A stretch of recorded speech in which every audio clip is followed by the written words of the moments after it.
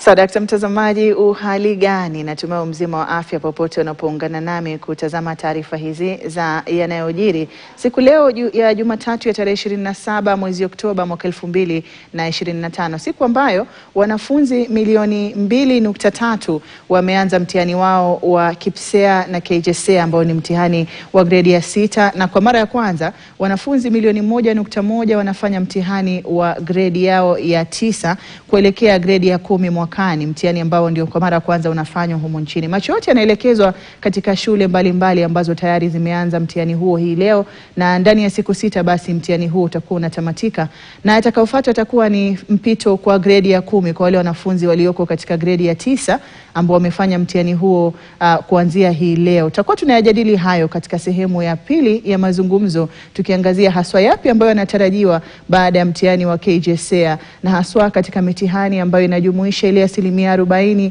wa KPSEA na ile mitihani katika gredi ya 7 na ya 8 hadi kufikia KJSEA, 40% hiyo inaanza katika gredi gani? Yote haya yatakuwa yanakujia katika sehemu hiyo ya mazungumzo. Karibu, jina langu ni Hadia Mwasiwa. Kwa sasa ni kutaarifu taarifa ambazo zinagonga vichwa vya habari. Tukianza na taarifa ifuatayo, ambapo tathmini ya kitaifa imeanza rasmi, ama mitihani ya kitaifa imeanza rasmi hii leo, huku wanafunzi wa KPSEA na wale wa KJSEA wakiwa wamechukua hatua muhimu katika utekelezaji wa mfumo wa elimu unaozingatia umahiri mtaala wa CBC, huku darasa la kwanza la gredi ya 9 likifanya mtihani wao wa kwanza wa kitaifa.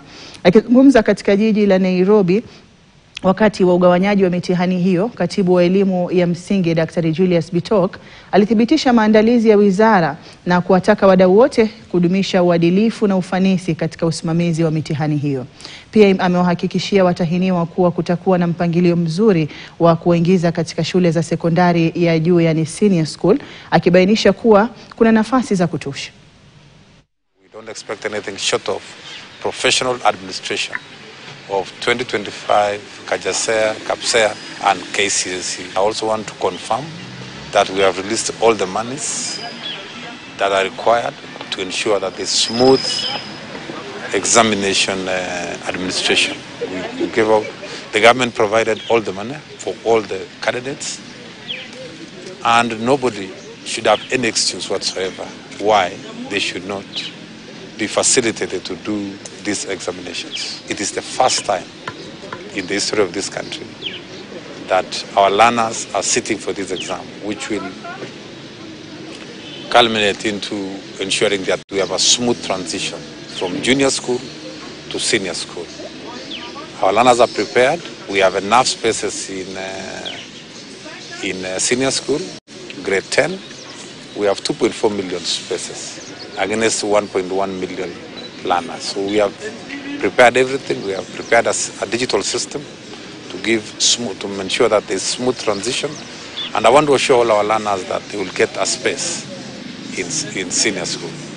As you are aware, in the competency-based education, we don't have one summative exam.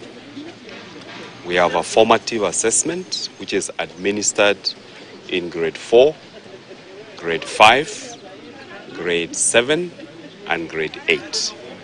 So as these learners are sitting for their summative assessment this morning, they already have their 40%.